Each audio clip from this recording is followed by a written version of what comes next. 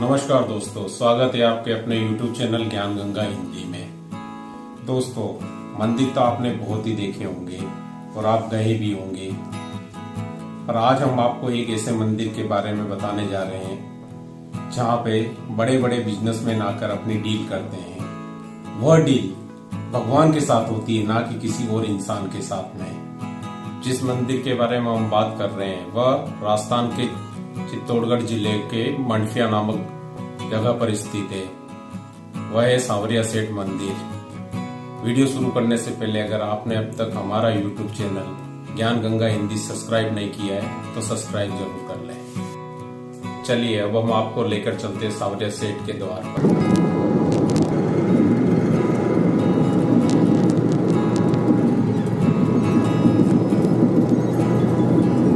सांवलिया सेठ मंदिर चित्तौड़गढ़ से उदयपुर की ओर राष्ट्रीय राजमार्ग पर 28 किलोमीटर दूरी पर भादसोड़ा ग्राम में स्थित है।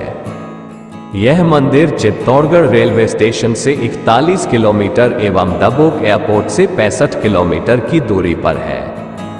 प्रसिद्ध सांवलिया सेठ मंदिर अपनी सुंदरता और वैशिष्ट्य के कारण हर साल लाखों भक्तों को बरबस ही अपनी ओर आकर्षित करता है।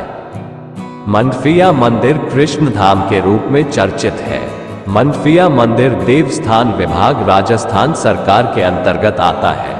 कालांतर में सांवलिया सेठ मंदिर की महिमा इतनी फैली कि उनके भक्त वेतन से लेकर व्यापार तक में उन्हें अपना हिस्सेदार बनाते हैं। मान्यता है कि जो भक्त खजाने में जितना देते हैं, सांवलिया सेठ उससे कई गुना ज्यादा भक्तों को वापस लौटाते हैं।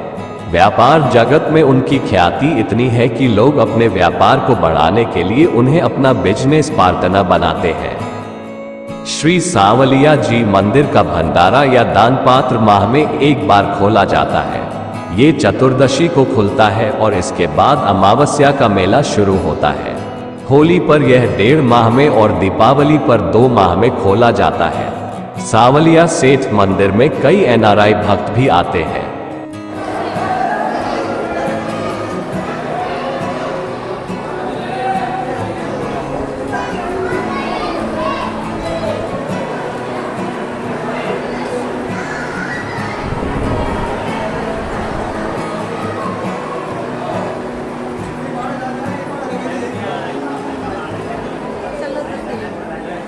ये विदेशों में अर्जित आय में से सांवलिया सेठ का हिस्सा चढ़ाते हैं। इसलिए भंडारे से डॉलर, अमेरिकी डॉलर, पाउंड, दिनार, रियोल आदि के साथ कई देशों की मुद्रा निकलती है।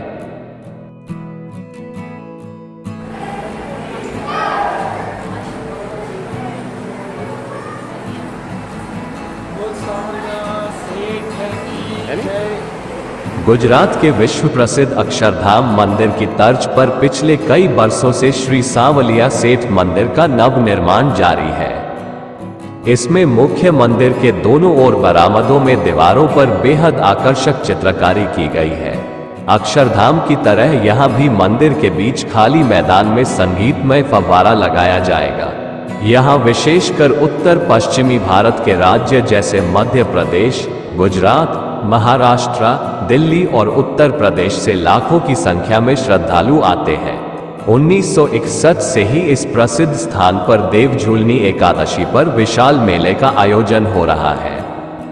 सांवलिया जी मंदिर परिसर एक भव्य सुंदर संरचना है जो गुलाबी बलुआ पत्थर में निर्मित है।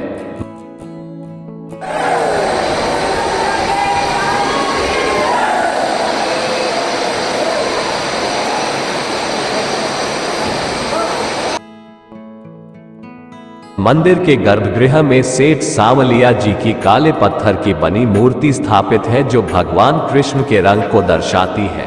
सांवलिया सेठ मंदिर की वास्तुकला प्राचीन हिंदू मंदिरों से प्रेरित है। मंदिर की दीवारों और खंभों पर सुंदर नक्काशी की गई है, जबकि फर्श गुलाबी, शुद्ध सफेद और पीले रंग के बेदाग रंगों से बना है।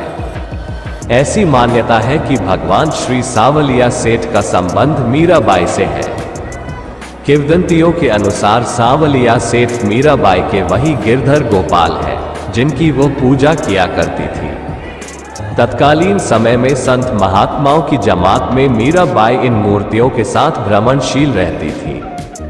दयाराम नामक संत की ऐसी ही एक जमात थी जिनके पास ये मूर्तियां थी। बताया जाता है कि जब औरंगजेब की सेना मंदिरों में तोड़फोड़ कर रही थी तब मेवाड़ में पहुंचने पर मुगल सैनिकों को इन मूर्तियों के बारे में पता लगा। मुगलों के हाथ लगने से पहले ही संत दयाराम ने प्रभु प्रेरणा से इन मूर्तियों को बागुंड भादसौड़ा की छापर में एक वट वृक्ष के नीचे गड्ढा खोदकर पधरा दिया।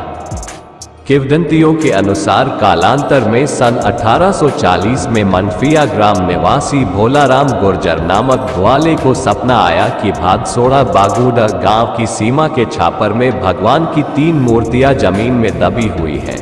जब उस जगह पर खुदाई की गई तो सपना सही निकला और वहां से एक जैसी 3 मूर्तियां प्रकट हुई। सभी मूर्तियां बहुत ही मनोहारी थी।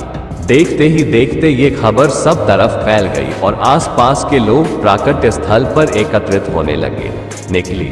देखते ही देखते ये खबर सब तरफ फैल गई और आसपास के लोग प्राकट्य स्थल पर एकत्रित होने फिर सर्वसम्मति से 4 में से सबसे बड़ी मूर्ति को भादसौड़ा ग्राम ले जाई गई। भादसौड़ा में प्रसिद्ध गृहस्थ संत पुराजी भगत रहते थे।